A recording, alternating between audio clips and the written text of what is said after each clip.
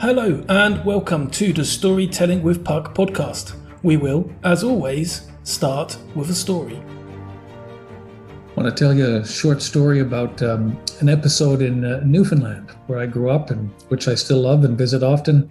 Has something to do with the beliefs of children and something to do with religion and a lot to do with the Celtic origins of many of the communities there.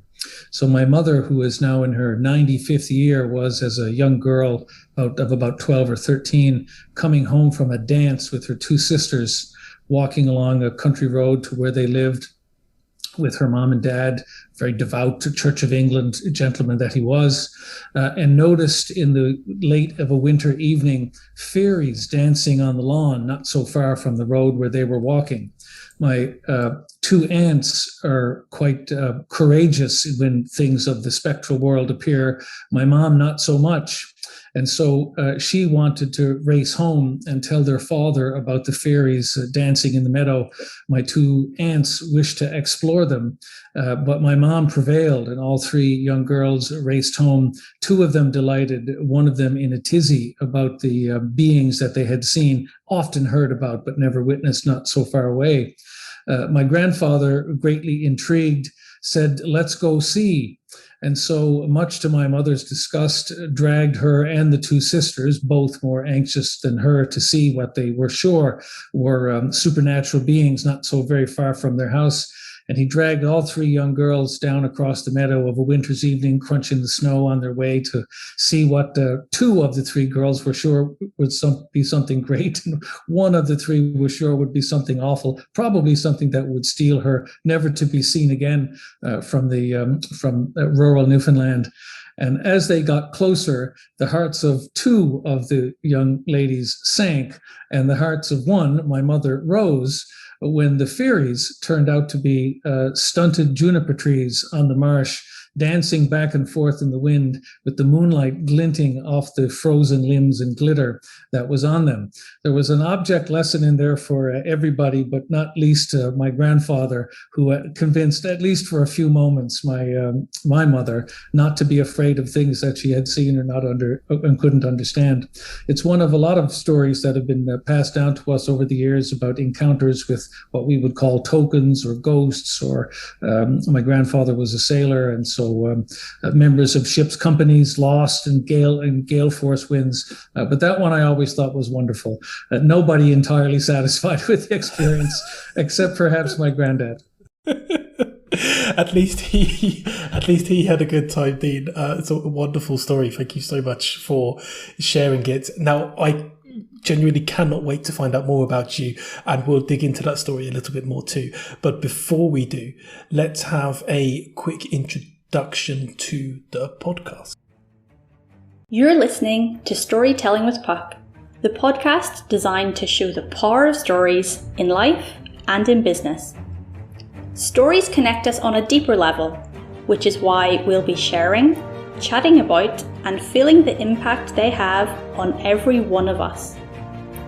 Your host, Stefano, is the founder of Puck Creations, and we work with your business to define a clear, consistent, relevant brand which stands out from the crowd. We use that brand to create content that makes your audience think, feel, and take action. Visit puckcreations.com to find out more. Before you do that, let's ask our very present guest, Dean Oliver, to transfer his knowledge using empathy, experience, and skill. We'll dig into the past a little later, but Dean, for now, please tell us a little bit about who you are. Hi, Stefano. I am a Newfoundlander, a Canadian by birth and a Newfoundlander by inclination. My profession is history, and I work happily for the country's largest and most visited museum. And my current capacity is the Senior Director for Research and Chief Curator. I live in the suburbs of Ottawa in Ontario in central Canada. And most of my past studies have been in the areas of history and political science. That's where most of my publications reside. But LinkedIn of late has given me the opportunity to write a little fiction and to write a little poetry and just to have some fun with words, which I do professionally every day, but don't often get to do purely for fun in other venues. And that's how you and I encountered one another. It is indeed. It is. I was very grateful to you for sharing stories in the last maybe 2 or 3 storytelling. The last 2 storytelling with pucks, and they're captivating. And I've been reading more from you recently, leading up to this as well. And your vast knowledge and the different areas that you work in genuinely blow my mind. So I'm very grateful to have you here speaking to me and answering some of my questions today. Thinking about this, I was asking myself, and I might as well ask it here too, where do I even start?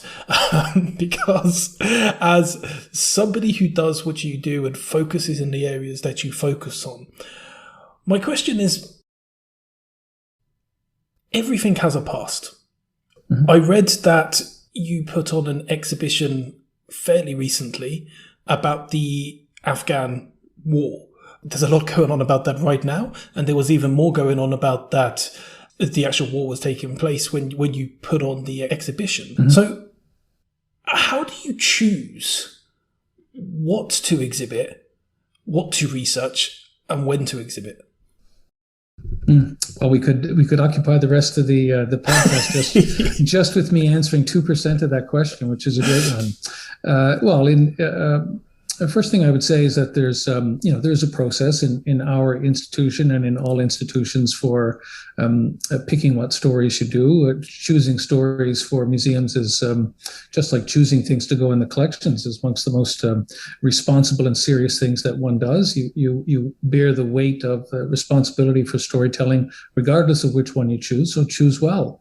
In private life or as a private university lecturer, you have some luxury in the things that you do. But when you work in a public institution, as I do, your audience is pretty big, and whatever you do is subject to comment, critique, occasionally endorsement, almost immediately and in large numbers. And so you feel, I wouldn't say you feel the weight of that responsibility very soberly every day. That said, there is a process involving things like the capacity of your institution to mount whatever it is that you think you do. Do you have the collections? Do you have the expertise? Is financing available? When will the gallery be ready, etc.? You also have questions of public appetite and interest. I may wish to tell you all about my sneaker collection, but if the public is not particularly interested in Dean's sneakers or feet, it's probably not a fit subject for museum exhibitry. I'd love it if you tried it at some point. Yeah, as much as you or I would love it. And then there's also questions, and this is part of doing anything contemporary or something that touches the public heart and mood, about just how emotive, how direct, how impactful are the stories that you're telling. Stories dealing right now, of course, with the pandemic would be a very good example. It's within museums' mandate to talk about such things. But many of the stories that we would wish to tell and that we think about telling are also about communities that were the most impacted, communities that were horribly eviscerated.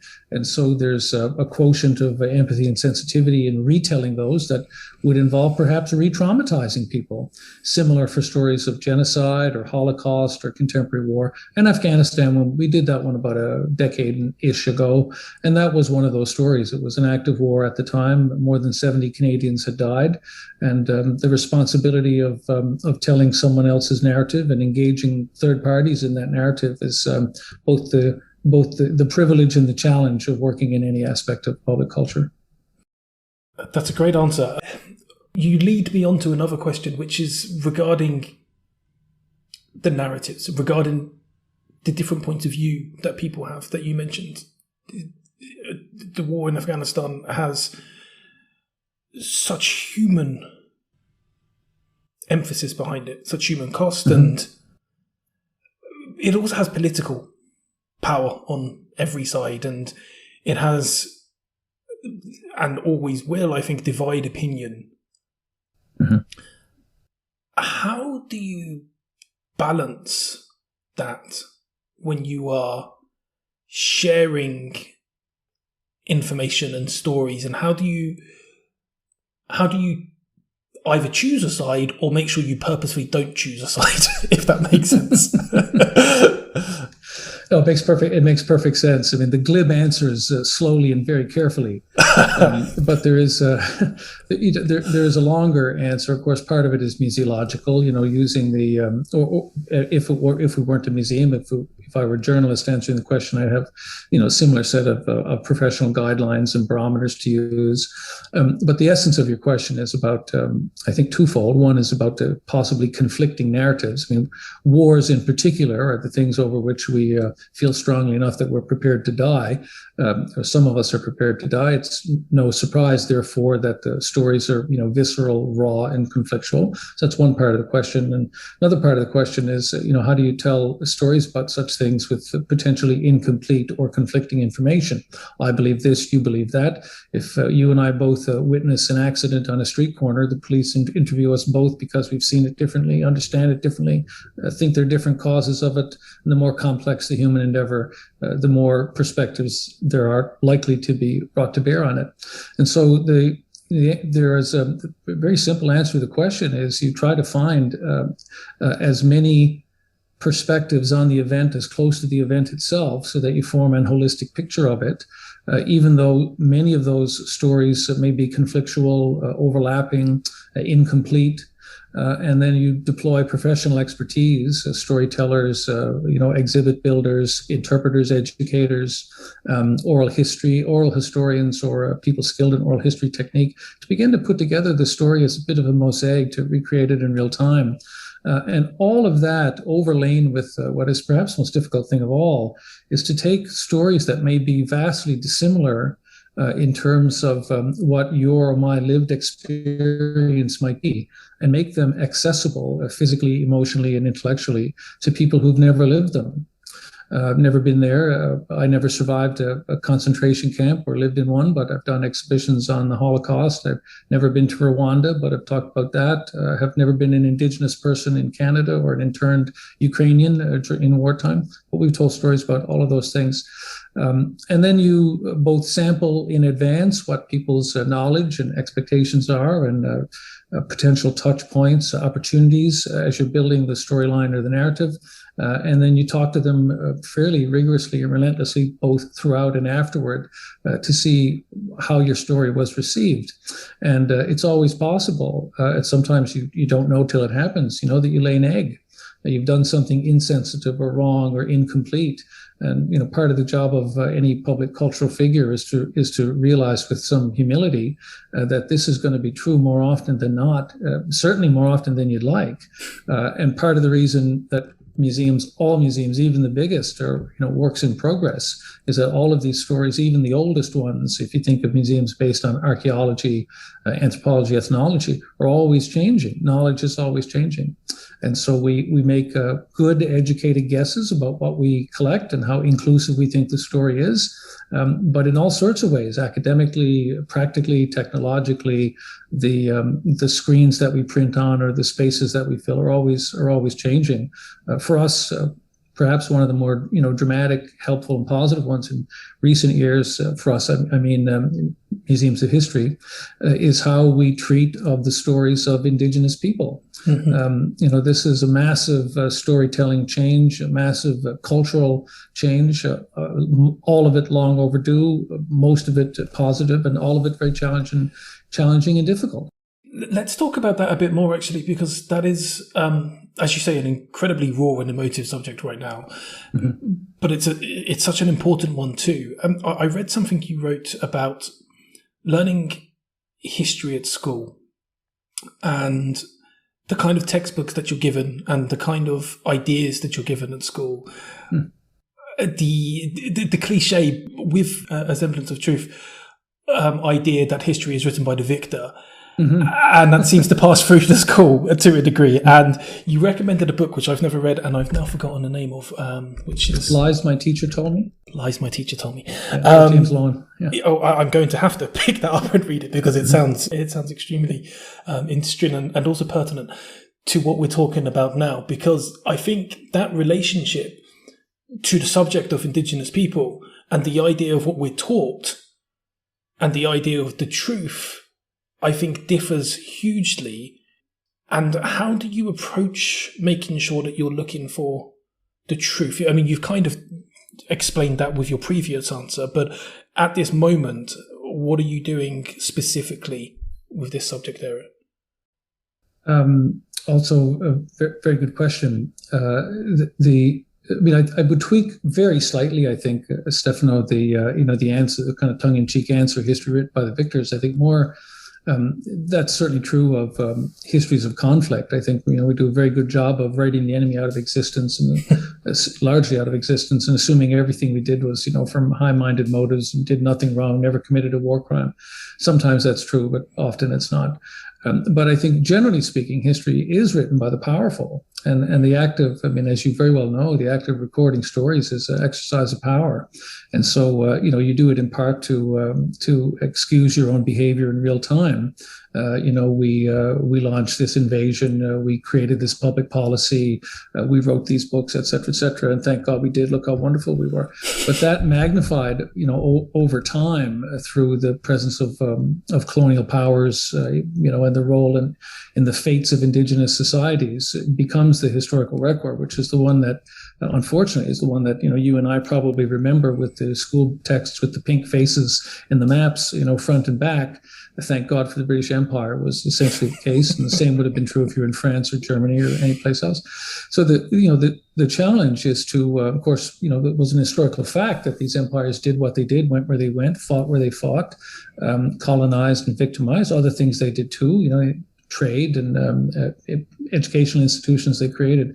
But the challenge is to kind of get past that narrative, or any narrative, to find out what events look like on the ground amongst the people who live those pasts. And therein, very quickly, if you can create enough bandwidth and time to do real research, work with communities, gather stories, interpret them, very quickly, of course, different stories, plural, begin to emerge. The uniqueness of the 600 or so indigenous ethnocultural communities in Canada, 600 plus narratives that contradict in almost every particular.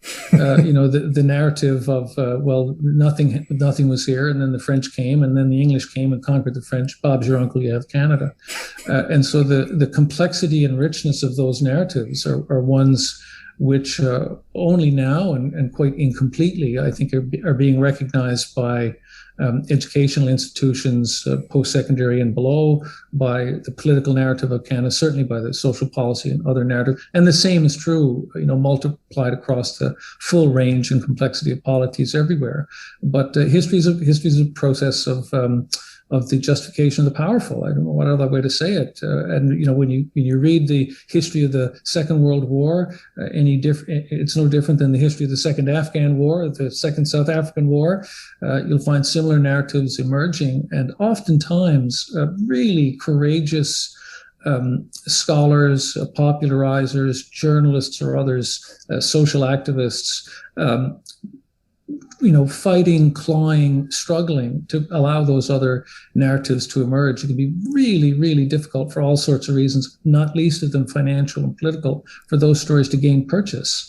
And so part of the job of, I don't mean to talk our whole time about being in a public culture, but what part of the job of public culture is to seize those moments, find those opportunities, and then amplify those narratives a little bit so that they find purchase in the national collections or local collections and publications, etc., that whereas in the past they might not have done so easily. And of course, a portion of that is making sure that you surround yourself with people who have a better ear for these things than you do.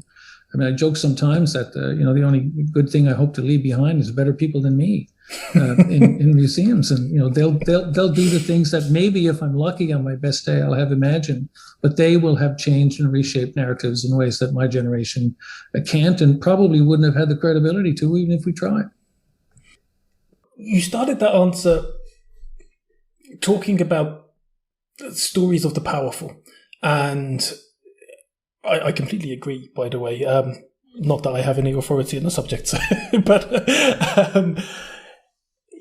in a sense, it can show the the way that stories can be negatively used sometimes to create a narrative that leads us to believe things that are supporting one particular group or type of people, etc. And it could almost make us think, oh, stories are a bad thing because they can manipulate us to a degree. Now, that would go against everything that we believe in, because to us, stories are incredibly powerful for almost the exact same reason, because of the emotion, the connection that you can have, the way that you can grasp somebody's attention, not by throwing facts and figures at them, but by grabbing their heart and saying something that truly matters. What I loved is, by the end of your answer, I believe you had explained that through your story as well, because the way that I saw it was that part of the importance of what you're doing and what the future generations are doing, the people who, as you say, have an insight that we haven't even thought about yet. But what you're doing is you're sharing the opposite stories, the stories that don't get to be heard, and so that they can connect on an emotional level.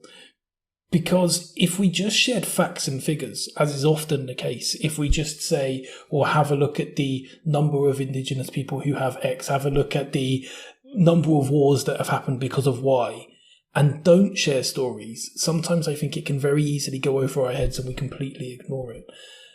It's a very long way of getting to my question. But my question is, what are the importance of stories in what you do and how you spread the message, as opposed to just put in facts, figures, etc.? It would be impossible to underestimate the weight, impact, and utility of stories. They have to be chosen carefully, balanced one against the other, situated, appropriately against other things, evidence, experience, countervailing opinion, etc. But the essence of, you're describing the essence of great literature. And, and the essence of that is to take highly dissimilar, perhaps even completely foreign subjects, universes that never existed, creatures that never walked, stories that you've never lived, and make it impactful and meaningful and intelligible to people who, of course, never have, never will experience these things.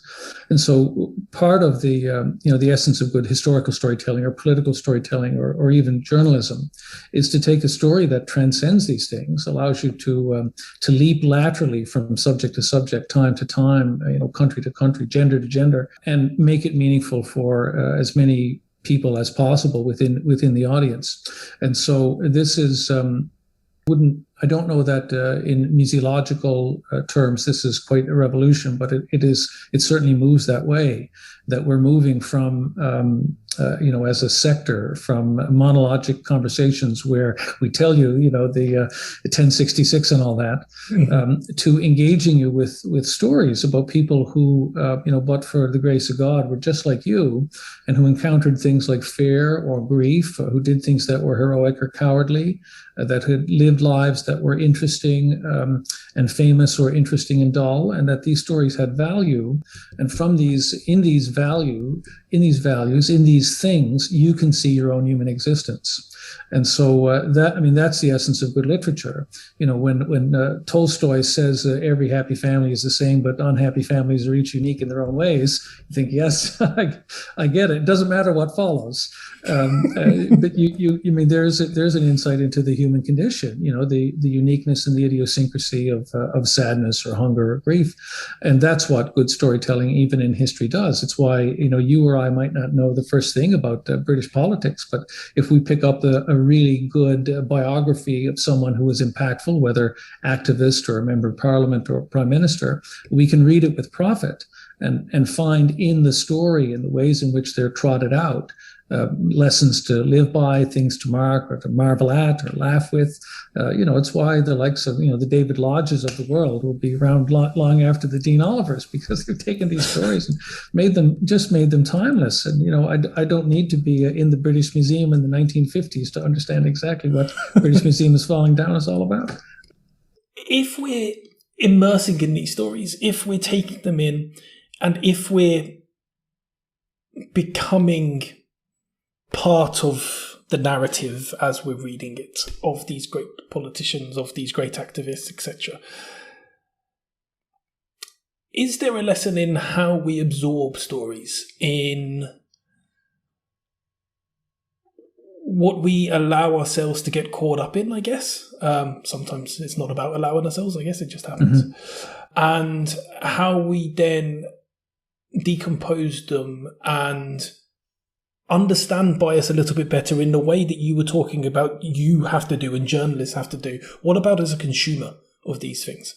Is there a good way to absorb stories, especially if it's stories that are touching on fact and fiction? I feel like there might not be an answer to this, but I thought I'd ask. Well, we'll give Dean some time to think about that while we reflect on the history of this podcast episode a little. We've been listening to the historian, museum curator, storyteller, and all-around good man, Dean Oliver, reflect on choosing the right exhibits, the importance of stories in history, and how to best tell those stories.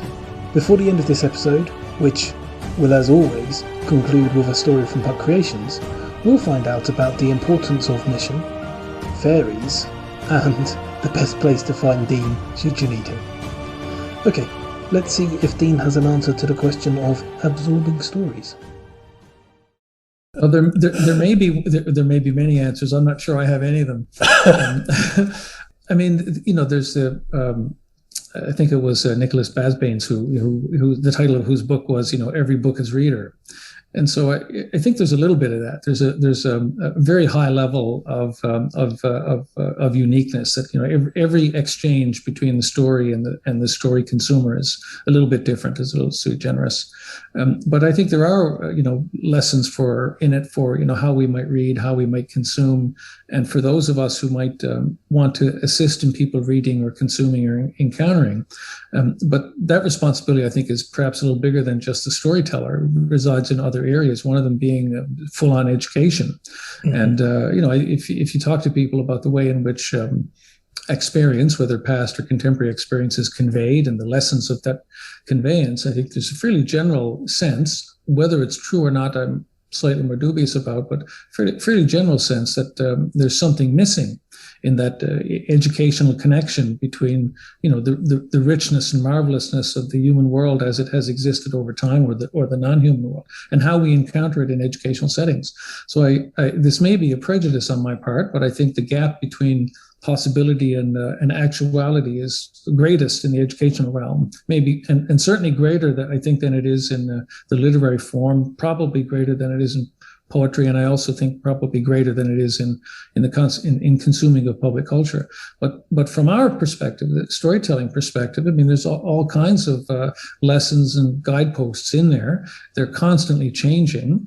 One of the biggest changes would be what alterations have been wrought by the electronic world, both practically in sense of behavior.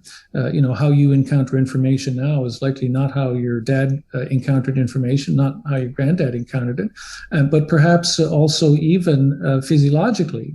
And so there's been a lot written on how the human mind is gradually remapping itself into something that looks vastly different than what even our more recent ancestors would have had to say. And some of this filters into how we tell stories, arranged words, text lengths, use of IT in the way we tell stories, the arrival of the ebook. So the gaps, I think, are great in some areas, all kinds of vistas of opportunity in others. But I guess I can only speak for how we go about the telling of them at the moment.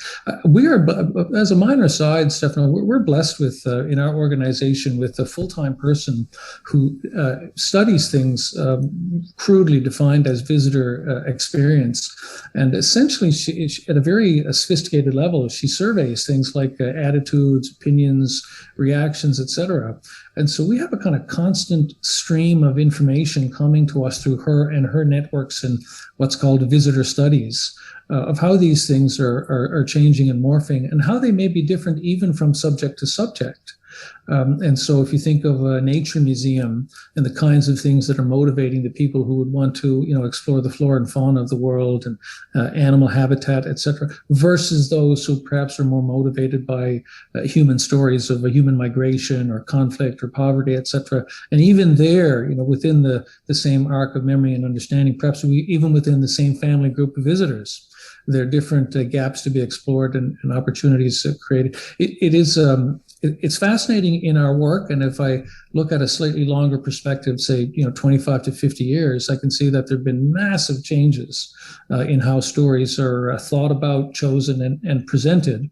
Whether or not those changes are fast enough to meet the kind of quickening change in pace of visitor interest and public understanding, I think the jury may still be out on that. We're still very much a kind of transformative work in progress. I think you've explained that really well, and I think you answered it better than I expected you would be able to be honest, because that's not a reflection on you, more a reflection on the question. That it's if you set your expectations low, Stefano, that'd be great. If I just peek my eyes above the parapet, that's victory. I assure you, my expectations are high, so I apologise. But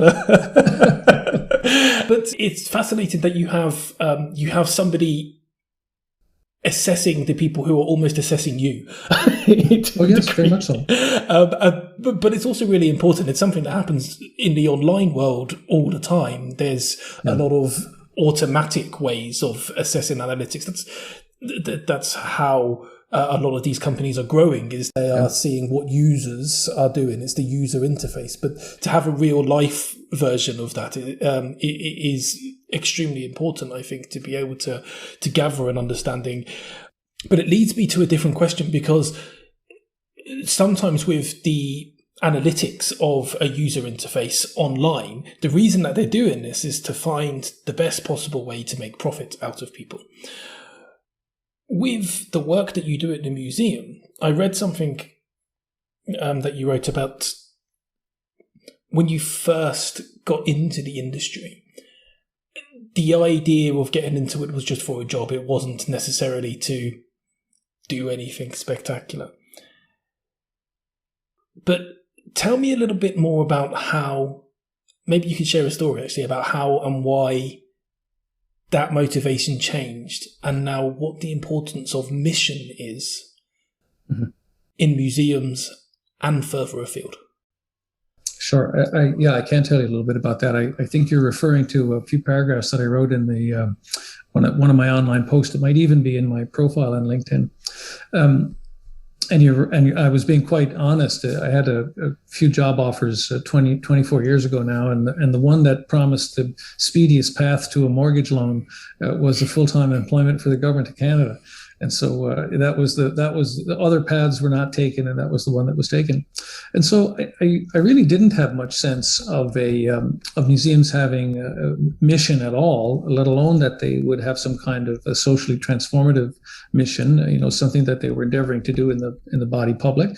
Had a sense, of course, that you're unlikely to find agricultural displays in a war museum. You're unlikely to find war displays in an agricultural museum, and that they would be limited by their collections, perhaps by their clientele, and that certain museums had types of museums rather, had very definite interest. If you went to a science museum, chances are people wanted to teach you something about science and so on and so forth.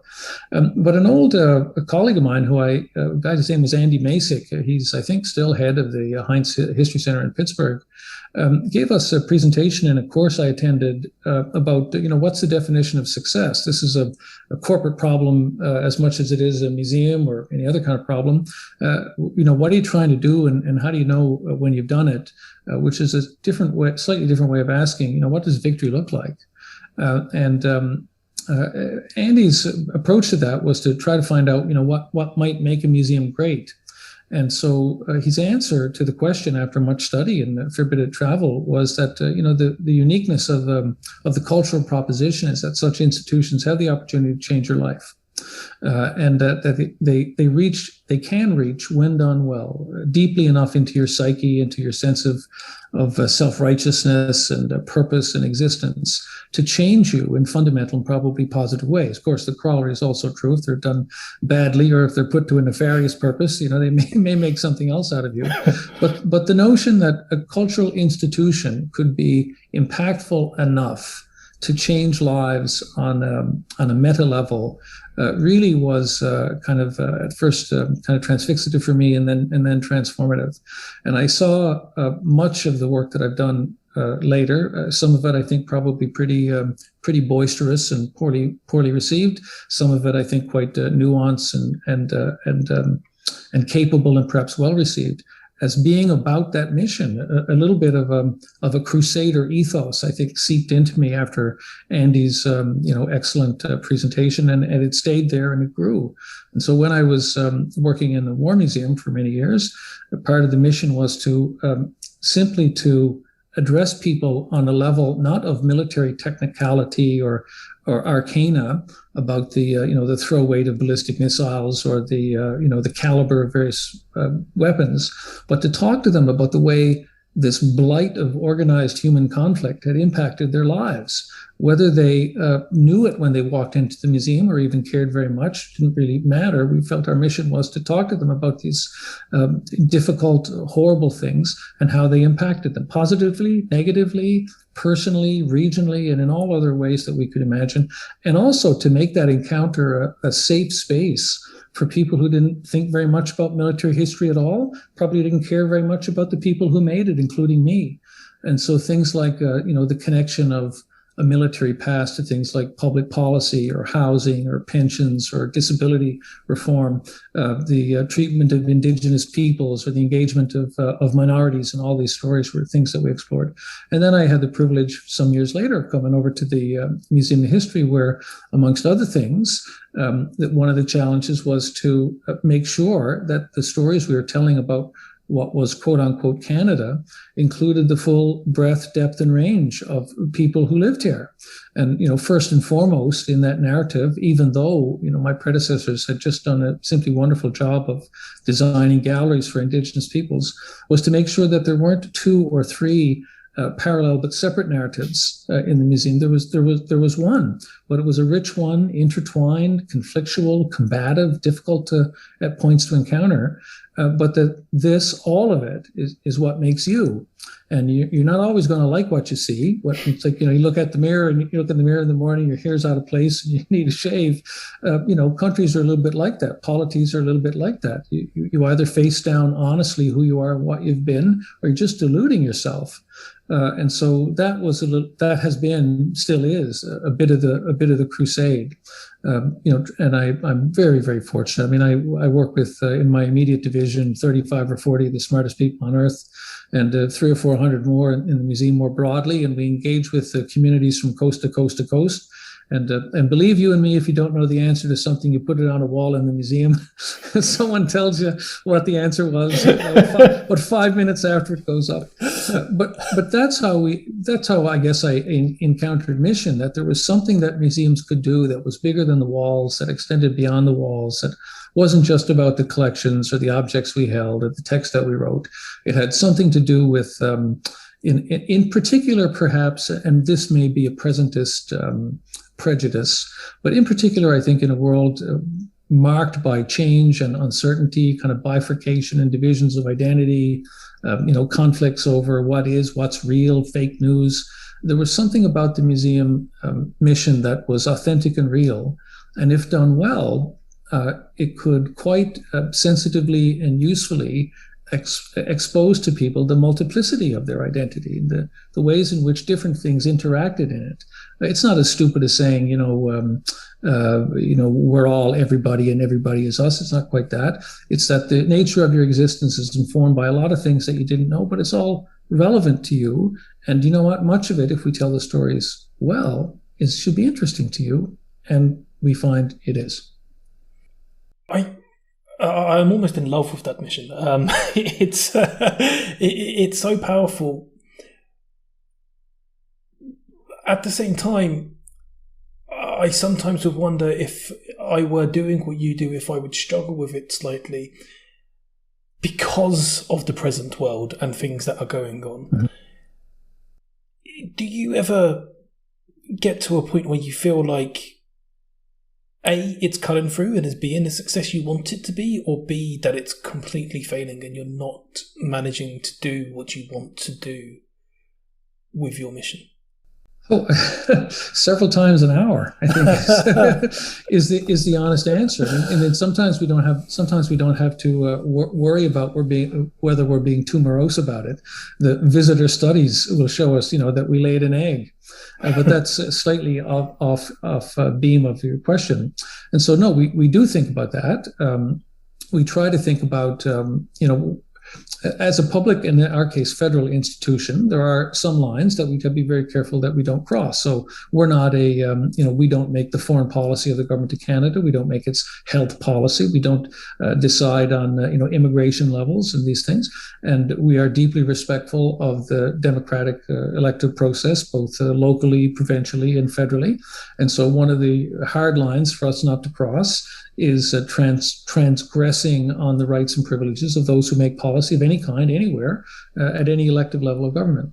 And so part of the challenge in telling stories that are meaningful and contemporary in terms of their impact and relevance is to make sure that we don't while we remain true to the factors like authenticity, representativeness, honesty, we don't transgress on the privileges and prerogatives of others. Sometimes, of course, there are moments where you'd like to press send on the email. There's a wonderful meme that has just crossed the transom. You think that would look just absolutely smashing as the lead graphic on the exhibition. There's a cute bio or op-ed that has been written that you think would be great. But no, there are some boundaries about what you do, and there are all kinds of times when we think maybe we've missed an opportunity by virtue of the boundaries that as a kind of a public cultural institution or just yourself as a writer you wish to do. As private scholars, many of us have alternate lives. They connect with work in museums, of course, at certain points. If I'm writing something for the museum, as I was today, I'm a museum employee. If I'm writing a story for you, that's normally done on a Saturday or Sunday morning over coffee, and in those moments, I'm not a museum employee. But there's a zone in between. If I write for an academic press or a journal, or if I'm doing a media interview on a subject on which I happen to have some minimal expertise, there's a gray area in there where there's a certain self-policing. In the realm of, I comment quite often publicly on questions of public heritage, public culture, but I'm not the Minister of Canadian Heritage, and I don't comment on his or her prerogatives, nor do I consent to do interviews on the decisions that the Government of Canada has made in these areas. That'd be grossly inappropriate. Even though sometimes you're happy that they're inappropriate because you can dodge the bullet of the interview, and other times you think, oh my God, give me some leash. Wouldn't I love to talk about that? But in the end, one hopes that wisdom prevails, and you understand that some things are Caesar's and some things are not.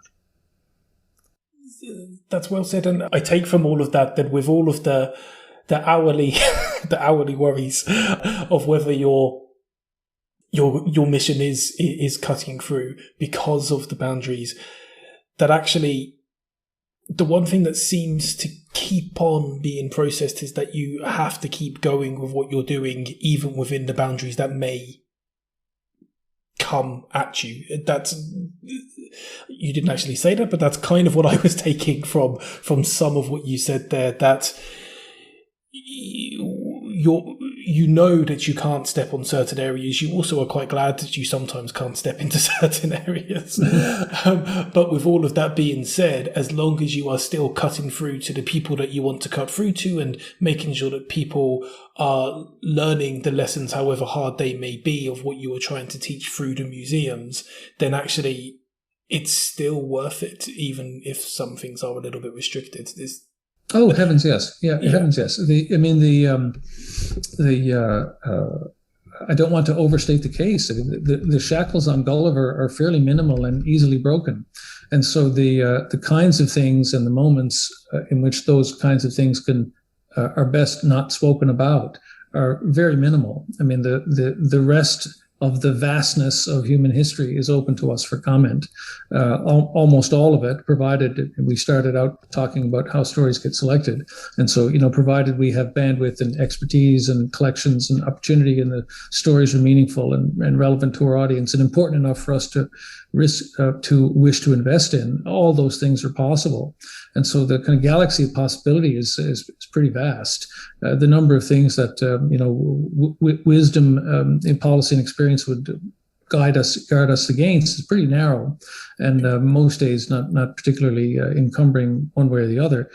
There are, of course, as I mentioned, moments where you think, oh yes, give me a microphone, but and then even then you have to think, well, God, thank God I didn't have the microphone, because I probably would have spouted nonsense. But the other things all remain true, Stefano. The opportunities are fairly limitless, and we have. Whether as individual writers on the scholarly side of the staff, or as staff employees, collectively, we have, I think, something like 4 million objects in the collections of our museum, and about 35 or 40 full-time storytellers, and we're blessed with some millions of dollars that we can spend on these things, in addition to electronic access, public programs and things. So the opportunities far outweigh the restrictions, which are pretty minimal. I would say, personally for me, these were important things, because before I came to the museum, other things intruded. But before I came to the museum, I was probably a better known public figure in the area of defense and security studies than I was in the area of history. And so my bread and butter was, talking to governments about wars I thought they should start, wars I thought they should get out of. And thankfully, nobody listened to me on either front. But those were the kinds of things I talked about. I had a fairly active and regular media persona, loved that kind of business, and very gradually moved away from some of those things and transformed some of them into speaking about things like commemoration, heritage, Remembrance Day. I've done live Remembrance Day services for about 25 or 30 years. And so those things began to replace the others, and the opportunities and feedback and personal validation in those things were at least as great, if not a darn sight greater, than the things that I had done before public service. So, to follow on from that slightly, you talked about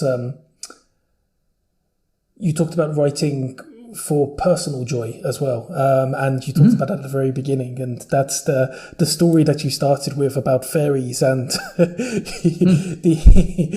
the family links, and the one person in the family, your grandfather, who got some joy out of that. How much time do you get to spend on those personal indulgences as well, and that love of writing in that form?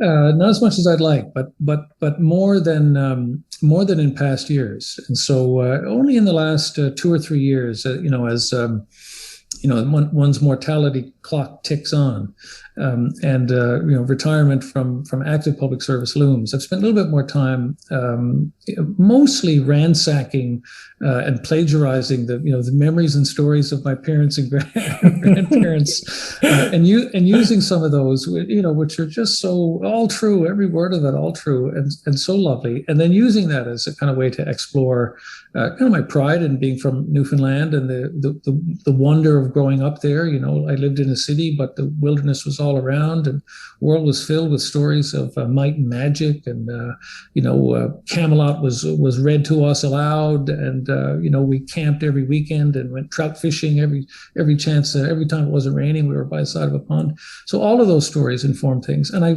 found some joy in writing a little bit of poetry. I peck away from time to time at 2 small novels that one of these days, the good Lord willing, may or may not be published. And if they're not, I don't care much. They're just fun to do, and I enjoy doing it. But I've always been attracted in my work, as in private life, I've always been attracted to the kind of manipulation of words and how words can express ideas. Sometimes you find the idea in the words, and other times, I suppose, the idea breeds the words. And that gives me great joy. I like editing as a job, and sometimes I guess my colleagues would say I like editing a little too much. the whole page is red. Yeah, we can't use red. Red is red is an offensive color. So maybe it's purple or some other mauve or some other more appropriate color. But I do enjoy that. It gives me great joy, and regardless of period or subject, when I encounter that brilliance in others, I'm just so in awe of the capacity of other writers to do this. There's is it Fintan O'Toole? I think he's an Irish writer. He writes quite frequently in some of the North American magazines, but he also writes in the British Isles. Just an absolutely marvelous writer. I never have read the stories of the Tudor period, if not for the marvelous lady who wrote the trilogy on a previously unknown character to me. I listened to the podcasts of one of your Roman historians, Mary Beard, who was just absolutely magical. I tell you a small story. I went, a colleague and I went to the Northwest Territories of Canada, which is a gorgeous place, but very cold. we went there one winter for a series of meetings with colleagues, and they couldn't make it because of the nature of the weather. And so we were stuck in Yellowknife in the Northwest Territories for several days. We toured everything that was to be toured, saw every public institution that was to be done. But I had one of Mary Baird's books with me. And so while I was waiting in a parking lot one night at 3 a.m, looking for the Northern Lights, which never appeared, I finished reading Professor Baird's book. And so later on, I wrote, very presumptuously wrote her an email to say, "Hi, Professor Baird, you don't know me, but I met you in a parking lot in Yellowknife, the Northwest Territories." And she was very kind enough to have written back. Oh, wow. Said, how wonderful. I've never received a note like this again. She was probably thinking Doomcoff, and might never receive, but I did write to her. And, I'm a 21st century Canadian standing in a parking lot in the Northwest Territories, just being thrilled by the magical prose of this woman writing about a world, 2,000 years before her own. And so when I encounter these things, I just seize on them like grim death. They're just absolutely, they elate me and thrill me and let me think that there's, possibilities in my work or any work that I've only yet begun to explore. Fantastic. Absolutely wonderful. Now, I haven't warned you about this, so I will completely accept if the answer is no, because it only just came to me to ask. You mentioned poetry. Is there a piece that you have that you would like to recite? No. Okay, that's fair. I have committed. I've written several, and in one or two cases they were just kind of tossed off in response to in response to competitions like your own or invitations like their own. And so they exist. I don't even think I have hard copies of them. Wow. They exist in the ether, Stefano, somewhere on LinkedIn, which I'm sure you could find. But no, I've committed none of them to memory at all. There are one or two that I do have one or two in memory that I wrote for my wife. But those will remain between she and me. Therefore, your wife. That's fair. I understand that. It was worth asking, but I knew there was definitely a risk of no being the answer to that. So it's completely fair enough. Yep. But maybe you can share some more when we come to the next Storytelling with Puck. Well, initiative. Perhaps I peck away at song lyrics from time to time too, but at risk of shaming us all, I won't repeat those either. Okay, we'll hold back for now. But I look forward to when the confidence comes to us here at a future moment. Now, one last thing, I should probably be quite ashamed and apologise because I feel like I may not have given you your proper title. I read that you have a knighthood. Yeah, yes, but it's not British. Okay. Yeah, I do. I was knighted about a decade or so ago by the government of the Netherlands. That's where I live. Yeah. So Queen Beatrix knighted me for service to society in something called the Order of Orange Nassau, and which was a great honor and a reflection of I wish I could say it was of my personal endeavors, but a reflection of the work of me and my teams over the years, mostly on the subject of the involvement of the Netherlands in World War II and how Canadian forces and other Allied forces liberated the country. So over the years we've done many exhibits on that subject, and I visited numerous times, and nominations to the order are made by the individual ambassadors of the Dutch Crown, and I was very fortunate that the ambassador of the day nominated me. The government, the Queen, agreed, and so I do hold that knighthood, yes. But as far as I know, it comes with no honorific. And if I'm being brutally honest, there's a set of instructions that come with the honking medal that goes with it, but the instructions are in Dutch. And so I hope and assume, Stefano, that I'm wearing the ribbon in the right way at the right times, and that the medal hangs at the right angle from the right lapel. But I really don't know. You know there's such thing as Google Translate, right? It's one of these days. Okay. I love that you've never investigated it, but I mean, what an honor! It's fantastic, and I know you were being very, very humble there, and that's a nice thing to do. But you did lead those teams, so it's thoroughly deserved, and well thank done. You very much. A great achievement. Everything we've talked about today has been fascinating. I wish that we could go on for hours, because there's so many more subject areas that I would love to cover. But for the sake of the listeners, I do try and keep it to roughly an hour when we're doing these podcasts. So it's been such a pleasure having you with us. If people would like to find out more about you, to chat with you, to potentially get to see some of those poems when you decide to release them, where can you be found? The easiest way to find me is probably my LinkedIn profile, so it'd be Dean F. Oliver. So you can find me there. And if for any reason you want to contact me for a professional purpose, it's dean.oliver@historymuseum.ca. But most of what you need to know about me is on the LinkedIn site. Okay, fantastic. I will make sure that we get all of that onto the show notes as well. We will, as always, finish this episode with a story from Puck Creations. But before we do, Sir Dean Oliver, thank you very much for joining me today. It's been a genuine pleasure. My pleasure too. Thank you so much, Stefano.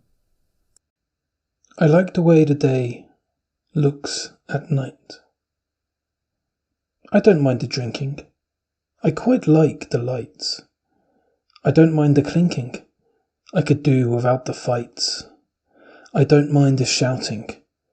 I enjoy a post-night bite. But I much prefer the way the day looks at night. You can keep your late-night bars, your dancing in the clubs. You can keep your hospital visits for the ones who drink too much. You can keep your curbside stumbles. You can keep your prison bars. I just want to see the day as it's lit up by the stars. For I much prefer the way the day looks at night, the tram lines without trams, the shops without a soul in sight, the glint of the moon as it shines up from the canal, Big Ben, the Colosseum, the majestic Taj Mahal, when there's nothing and no one but me and my mind, when the feelings inside me are easier to find. So keep your times the way they're meant to be. I'll see what I see, the way I like to see. And you'll never convince me, try as you might. For I love the way the day looks at night.